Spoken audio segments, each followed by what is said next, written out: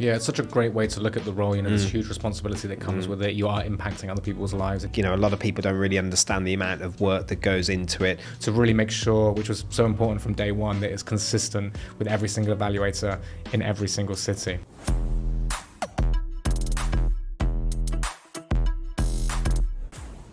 My name is Jack Thomas. I'm one of the co-founders of The Fit Guide, which is the global standard of fitness excellence. Welcome to the 5-Star Fitness podcast, which is all about bringing the very best from hospitality into the fitness industry so we can build stronger, more profitable businesses and impact more people positively. I'm joined today by Matt Lavender, who is co-founder of The Fit Guide. Welcome, Matt. And today's topic is an interesting one for me. It's the most sought after job in fitness, and that is Experience Evaluators for The Fit Guide. Whenever we've advertised for this job, we've had a massive response. It does sound like the best job in the world. We're going to come on to that, whether it is the best job in the world, later in the episode. But I want to start, Matt, with your background as a hotel inspector. When I first met you, you were a hotel inspector traveling the world, visiting 5-star hotels. It sounded to me like it was the best job in the world. Was it? Can I just say yes and go home? Or no?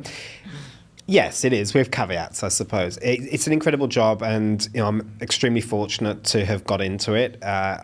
It was a little bit fortunate how I got into it, but then it was something that I always wanted to have a job that would allow me to travel. So clearly, in terms of the ability to travel and to really visit a lot of places, I think I'm up to, I used to say 100, but then I actually sat down and calculated it. It's more like 86 countries that I've been to. Wow. Yeah, so I've been to a lot of countries with a job, and it's not just about going there. It's the fact that you get to obviously stay at really nice places. Yeah. Especially if you're inspecting hotels at the luxury level. So the travel, sort of the experiences, eating great food, sitting by the pool, all of that sort of stuff.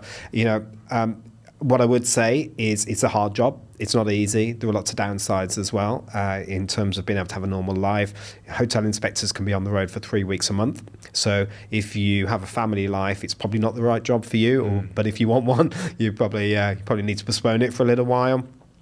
Report writing is intense. I think, a lot of people don't really understand the amount of work that goes into it. Over 600 minimum standards, depends on who you're doing it for, because if you're doing it internally for hotel chains, they may have up to 1,200 standards that they're looking for.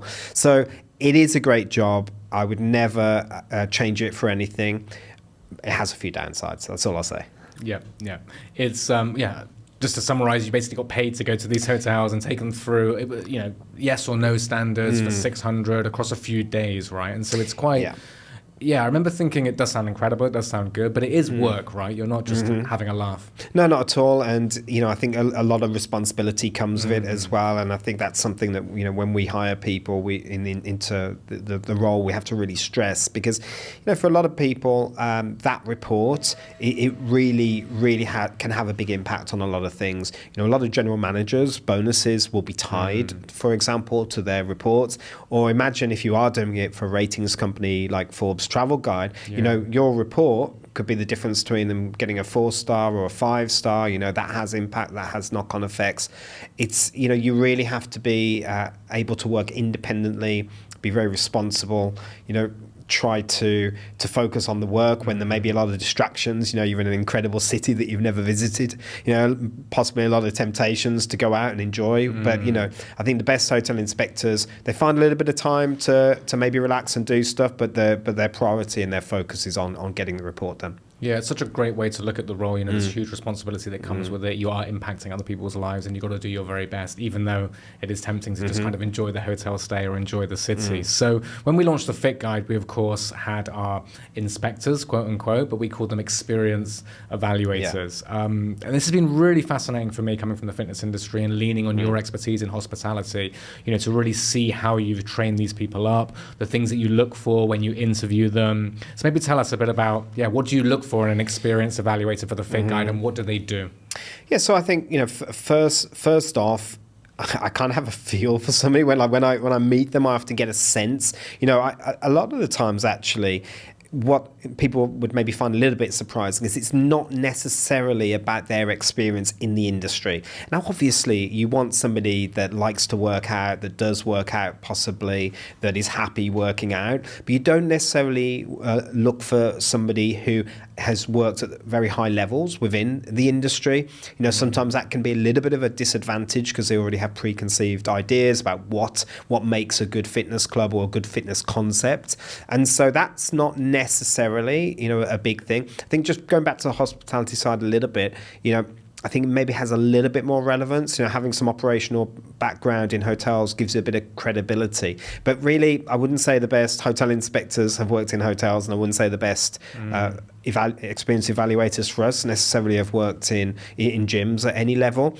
So really the sort of things that we'd be looking for are more in terms of incredible attention to detail, that ability to work independently and have that responsibility that we've already spoken about.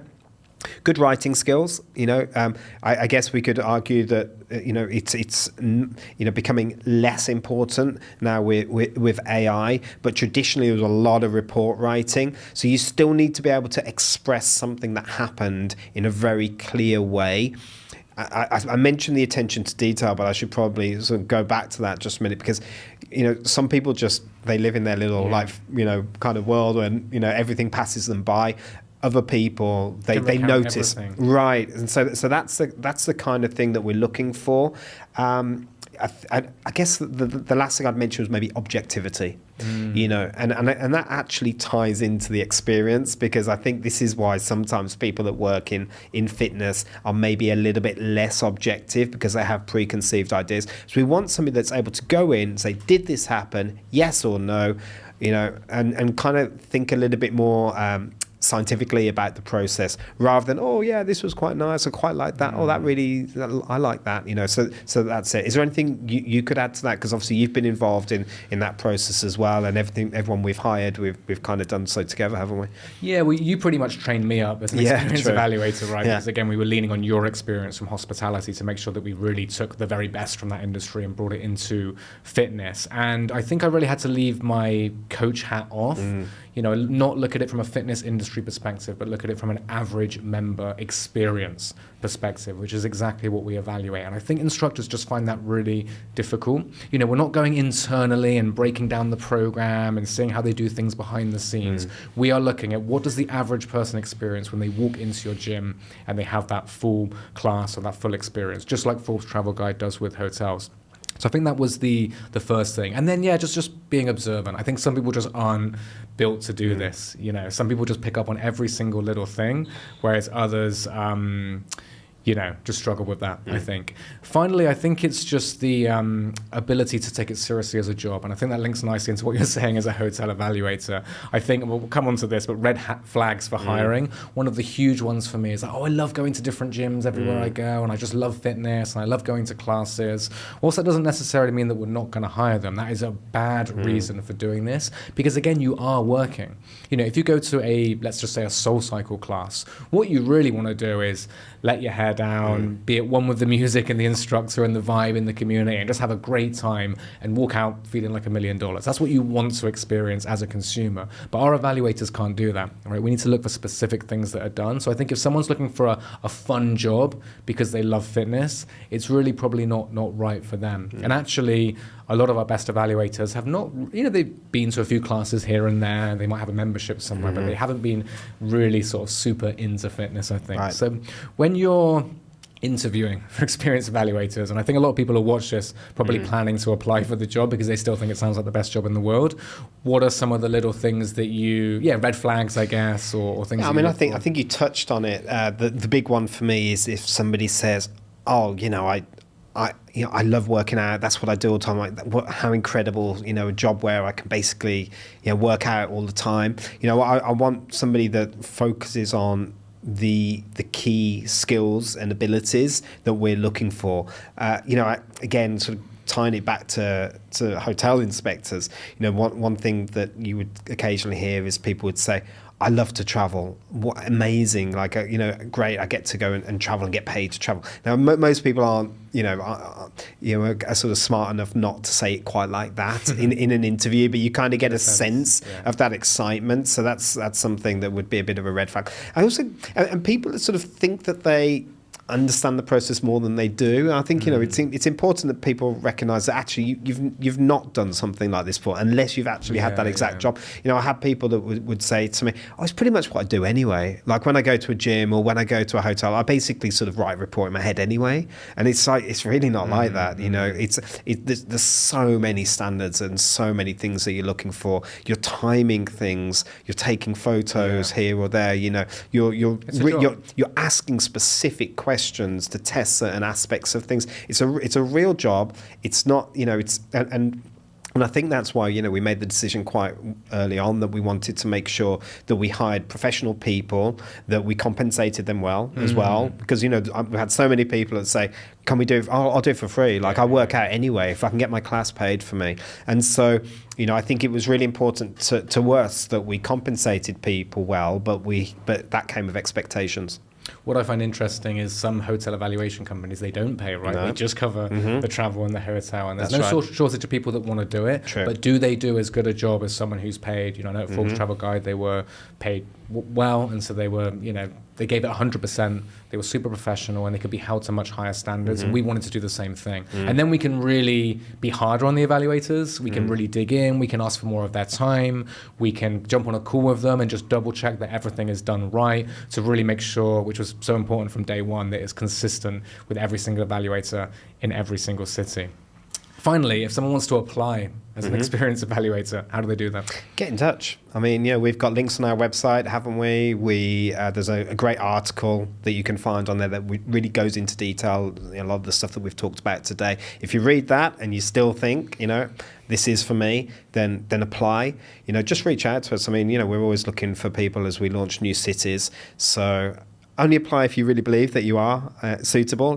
Look at everything, read that article, and if you are, we'd love to hear from you.